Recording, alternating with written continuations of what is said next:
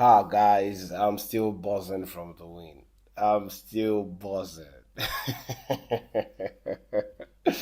Man, I hope that the players after the international break build on this and use this as a springboard to challenge and push as best as they can.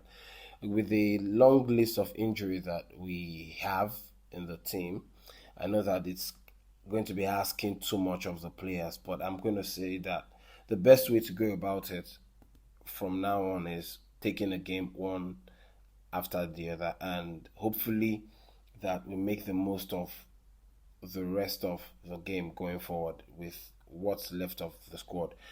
Yeah, there are a few things that I want to discuss with you that I took away from the game between Chelsea versus Liverpool at Stamford Bridge on Saturday. And like I said, I'm still buzzing. If you're still buzzing, I want you to drop a like and thumbs up in the comment section below. Without wasting much of our time, let's dive straight into it. So, guys, there are a few things, like I said, that I took away from the game between Chelsea versus Liverpool on Saturday, and I would like us to talk about it. First off, I want us to start with the VAR and the refereeing decisions, or the decisions that most times are supposed to go in Chelsea's favor, but most times were denied. We'll start with the Garnacho's shout for penalty. During the game, there was a penalty appeal for Garnacho. It goes down from a push from slow slide inside the box 18. VAR checks, referee Anthony Taylor doesn't even give it. He actually ignored it. Some pundits were split on the decision. Some people like Gary Neville, and this is why I don't take a lot of Gary Neville's opinion. I don't take it with so much relevance because they're just so biased when it comes to punditry and giving opinions. They don't like to give opinions from fair standpoint. If the reverse was the case and that was a Manchester United player being shoved or getting shoved from the back or being pushed to the ground inside the box 18, it would be a penalty shout. If the reverse was the case and it happened to be Mohamed Salah or Kodigba or any player from Liverpool getting pushed from the back in the box 18 and it goes down, it's going to be a penalty shout. And everyone will be in agreement that that's a penalty. But because it's Chelsea, no one, a lot of people are agreeing with the decision from VAR and Anthony Taylor. I do not know what it is that Taylor has got against Chelsea, what agenda he's got against Chelsea, whether it's beef or anything. It just needs to stop, okay? Because if Chelsea had not won in the 9 minutes, we would still be having this conversation. This conversation is being watered and thrown under the bridge or swept under the carpet because one way or the other, Chelsea found a way to ground out the result and ground out the win. It doesn't make any sense that we still have to find ourselves in this position. The reason VR was brought even into existence was for reasons like this. And then you see that they are so inconsistent and ineffective in high profile games such as Chelsea versus Liverpool. It needs to stop.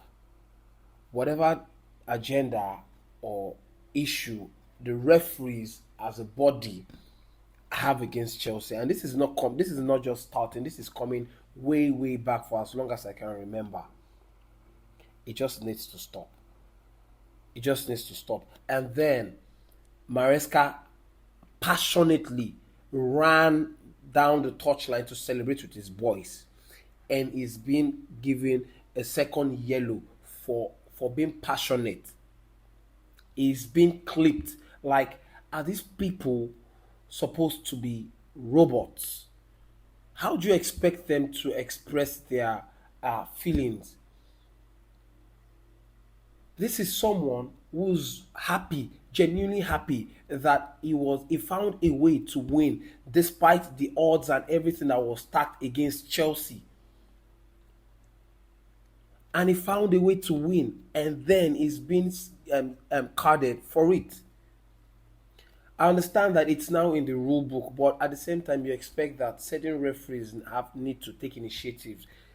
Maybe look at the intention therein in the celebration. Did he try to poke at anyone? Did he try to throw it in the face of the opposition manager or whatever? This was just pure passion from a coach who is ecstatic and happy that his team found a way to win, and he's going to miss the game against Nottingham Forest, and it is wrong. Sometimes referees need to know they should know what to do and how to execute decisions best. The second point is the bravery from Maresca in the game. This what we saw, the Maresca we saw. I'll say it like this: the Maresca we saw on the day against Liverpool was the Maresca we first experienced when he first joined Chelsea. The proactive, tactical, smart, brave Maresca that we first saw when he joined Chelsea, when he just joined Chelsea, was the Maresca we saw against Liverpool. The decision making, the setup, and the way when Chelsea were out of option at the back line, you would think that any manager would want to start to um, defend the box and build a defensive setup and block the post and yada yada yada yada. No, he did not. Instead, he made certain corrective measures, getting regime to slot into the right centre back, bringing on Ato to slot to cover, fill up the left centre back position, and then Malagusto going back and Cucurella also joining. Instead, he brings on, having done that, he also brings on extra bodies to attack in Jamie Gittins, Estêvão William, and even McGew. So I want to believe that now, having with McGew making a few minutes appearance in a Chelsea shirt against Liverpool, it's certain that McGew is not leaving Chelsea this season. He's going to stick with Chelsea, and I don't mind as long as we give him playing time, because it would be of no use for us to call him back and just have this few minutes in his belt and not feature again going forward. It's not going to be nice for him on his path and his development. That's not what I'm talking about. I just want to say that Maresca was very, very brave. Okay, in the game against Liverpool, the proactiveness and the willingness to tweak. He made bold moves, shifted Malagusto even into, at first Malagusto inverted into the midfield at first, and then the way he set up everything, just killed Liverpool's rhythm, altered Liverpool from building a rhythm or doing anything. His substitution changed the game. The image of Maresca sprinting down the touchline after the win, it just screamed. He really, really cares about Chelsea and wanted to make a mark for himself, make a print for himself in Chelsea's history. You could see from the blast of the whistle how animated and how vociferous Maresca was during the game. He did not care what was happening. At some point, he was having it off with one of the assistant referees for Liverpool, assistant coaches for Liverpool. He does care. He was living it. He was fully invested in the game against Liverpool. The urgency clearly rubbed off on the squad, and you could see the way the players carried it and took initiative from everything that came from Maresca on the touchline on the day. The bravery, the boldness, and the proactiveness from Maresca, which we saw in the early phase of his tenure, was what we saw against Liverpool. And I hope that It doesn't cave back in. It doesn't go back into his shell and start to over over twinkle, or what's the right word? He over rotates and does messes everything up. That's the kind of manager who will grind wins out, who's not afraid to make an uncomfortable call in the moment. And that game against Liverpool was one of those nights. The third point I took away from the game was that Maresca eventually trusted the players that he's got in his squad, and he adapted to what was left of the squad due to injury. If you look at the squad situations, injuries, rotations, the Champions League schedule, it's heavy, man. It's heavy. Maresca had to trust the players he had, and he asked them to adapt. He adapted, and the players as well adapted. We didn't see I didn't see the whole idea of the starting 11 when I saw that Estêvão was on the bench, and I thought Badiashile and Gerard Atto would start as the centre back pairing, because we've seen Badiashile and Liverpool pair start together, two left footed centre backs, and that was what I thought that would be the case. But no, he instead trusted Josh and Chempong and Badiashile to pair at the centre back, and boy oh boy, it paid off. It paid off, and I'm not gonna lie. I'm gonna put my hands up now, and because I'm also in agreement with not. I wasn't really backing the idea of trusting Achimpong as a centre back. I know Achimpong to be a right back, and him in the centre back, I wasn't really having it. But this time around against Liverpool, man, seeing the way he pocketed Isak, I have my two hands up.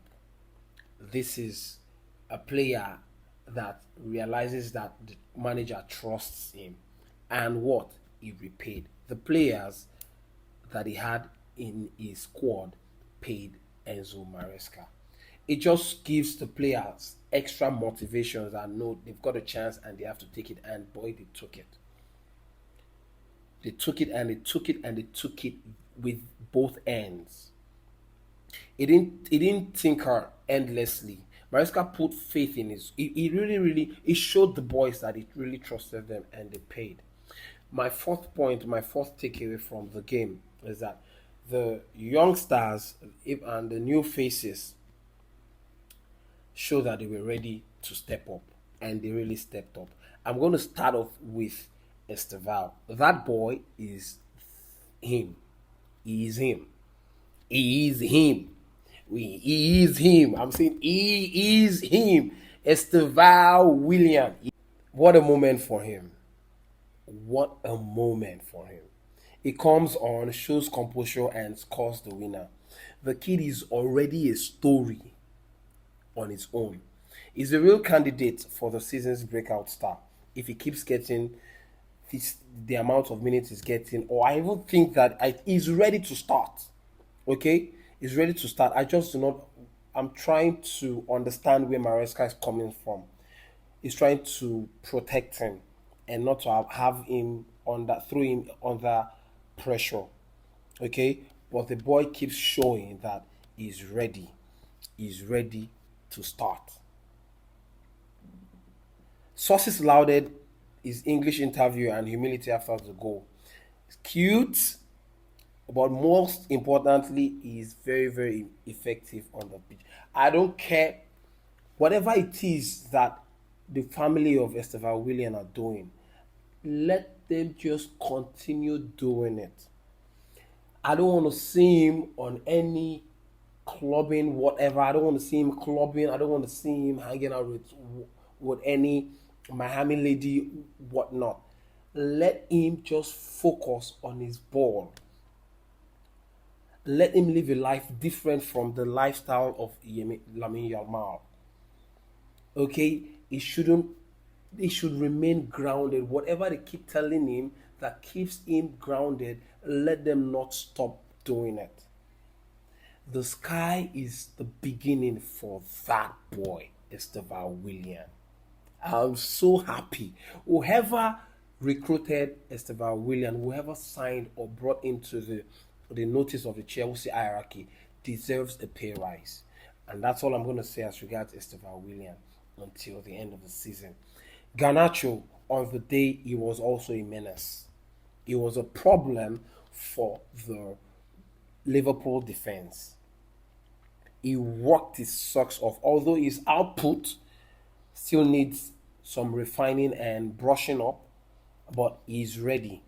I think maybe if he doesn't go for I don't know if he was called up for the international, he was called up for international duties, but if he wasn't, I think he has an opportunity to start after the international break. He bullied the box, the way he was moving and all that. He nearly even got a goal. And yeah, he's ready. Like I said, he's ready. He's one of those who's got a lot of experience coming from Manchester United. Then Jimmy Gittins, he came on in the second half, and his directness and mix of technical ability and pace, okay, really troubled the defense line. It was up against Szoboszlai and who else? There was a time he even tested Maresca'Sprint. On a different day, if it was a different goalkeeper, I dare say that ball would be in the back of the net. Okay, and you could see that it took on the trust of Enzo Maresca and it put it to use. I think the way Enzo Maresca even set up actually gave him room to go at his opponent. And that boy looks like he's got flair. I just hope that he is able to reach the peak or the level of his potential. And then let's talk about Josh Achiampong. You see that boy? I'm so glad. I'm happy for him for two things. One, Chelsea has got him. And secondly, is learning from the best of the best in the world, and that's Reece James. He's got someone who will put him in the right way and how to reach the top. Learning from Reece James firsthand is a privilege for Josh Achiampong. And you can see how focused and how grounded he is. This boy single-handedly pocketed Alexandra Isak. As a matter of fact, he and Badiashile were having fun with Isak. They were having fun with him, picking him up and tossing him to the ground, picking him up and tossing him to the ground as at will. Isak had a chance. He finally got a chance to make an assist. That was just after Badiashile and Josh Achiampong were taken off due to cramps and all that. But that boy is one to keep an eye on. I hope the board will not try to flip him for profit because we will not have it. And then, Jorel Hatto came in and also gave the team extra energy. You could see the way, even in the few cameo he made, you could see how he was closing down. He's so comfortable playing from the center back. Do you think that we should allow him continue from that position, or do you think we should keep him deputizing for Marc Cucurella? All in their A game, okay, on the day against Liverpool, they were all in there. I don't care what anyone wants to say. I don't want if you want to say that Liverpool they're having issues, whatever. I don't care. Okay, anyone who sees Chelsea versus Liverpool on paper with the amount of injury that Chelsea have been hit with will believe that Liverpool don't have any reason not to come out with a 3-point. But Enzo Maresca and his boys defied the odds again, just like they did in the Club World Cup. Hatto was also a catalyst to that when he came on, because you could see the energy and everything coming from him. All these boys, this is what you This is what happens when the manager fully backs them and shows them that he trusts them. McGee, Badiashile, Rhys James, all of them. And then I'll talk about Badiashile because I want to give special mentions to three players actually. Badiashile, there are a lot of them. Okay, there are a lot of them, but Badiashile, Caicedo, and Rhys James, my two ends are up for you lot. You guys were it and everything against the Liverpool attack. You guys were everything. You could see how composed Badiashile looked with the ball. This was something that we needed and we feared would be missing in the absence of Colwill. And this guy was just there. He was there doing it. The way he manhandled Isak, like I said, they both he and Josh Archempong, they were having fun with him. And then you talk about Rhys James. Rhys James played right back, slotted to the right centre back, and then also had to invert and how to swing crosses and how to this. Did you see the long ball, 60-yard pass he made to Jamie Gittins? That's Rhys James. One of the reasons why he's the best right back in the world. I don't care. I will not trade Rhys James for anyone in the world.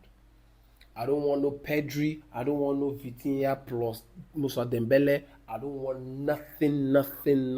I don't want Ashraf Hakimi, Vitinha, and Dembele all together and extra cash. I will still not have him. Rhys James is here and amen. And Moises Caicedo. Let it be known this day that I understand that there is argument for the best midfielders in the league. Let me say this now. Moises Caicedo is the better and the best of the midfielders that we have in the league presently. You can take this to the bank and cash it in. He's the best. I don't care what the English media will say and what they keep doing and the narratives that they keep forcing on people and pushing out. Not many people, and I'm saying it, not even Gravenberch and Declan Rice will clean up and do. I understand that these are world-class players, but they can't do what Moises Caicedo does. And that's just the truth. Okay, that's the truth. This is a player who's playing through injury, getting injections before any game. Himself and Enzo Fernandez. And I'm not even going to talk about Enzo Fernandez because a lot of people have flogged him and slapped him left, right, and center. And when, on the day that it matters, Enzo Fernandez it shows up. It shows up. That's captain material. That's one of the leaders we have in Chelsea. I'm not talking about Enzo Fernandez. I'm talking about Moises Caicedo being the best midfielder in the league presently, even in Europe. That's my take on it. So yeah, that's everything that I've taken, and that's all I got or received from the game between Chelsea versus Liverpool. The bravery of Enzo Maresca, the youngsters rising up to the occasion and delivering to the T. The refereeing decisions that needs improvement. Depth is also going to be improving even after the international break. We'll have players like Tosin Adarabioyo, we'll have Fofana, we'll have Chalobah, who else again? We'll also have, fingers crossed, we'll have Cole Palmer. How can I forget Cole Palmer's name? That's to show you that. That's to tell you the amount of potentials and talent that we have in the squad. Okay, hopefully we'll have Cole Palmer back. And did you guys see the picture where Cole Palmer hugged Estêvão at the end of the game? That just shows the bond that the team shares. There was also another picture where Tosin and Cole Palmer screamed like you could see the. I had goosebumps. I had goosebumps. You could see them screaming when Chelsea scored the second goal. It was beautiful. So to close up, Maresca showed the Chelsea DNA that when the odds are against Chelsea, Chelsea will always rise to it. The kid stepped up. Caicedo bossed the midfield. Badiashile was monstrous and a tank with class. And Garnacho's pen decision that the referee shunned or looked away or turned the blind eyes to. You guys should bury your face in shame. You guys need to bury your face in shame. And yeah, to finish my closing remark, Estêvão is going to be the face, one of the faces for Chelsea going forward. Let me know what you guys think about everything that I've been said. Don't forget to turn on the notification bell so that you're notified on everything when there's a post that is being when another post or video is being posted. And I would like to hear from you guys. If you guys are still buzzing from the win against Chelsea versus Liverpool, drop your comment. And please, the only way you can help me grow is by sharing and liking my post so that YouTube can help me spread the video. Thank you. And if there's anything that comes up between now and the end of the international break, I'll be here to share with you. But until then, it's Chelsea first, rivals next. Peace.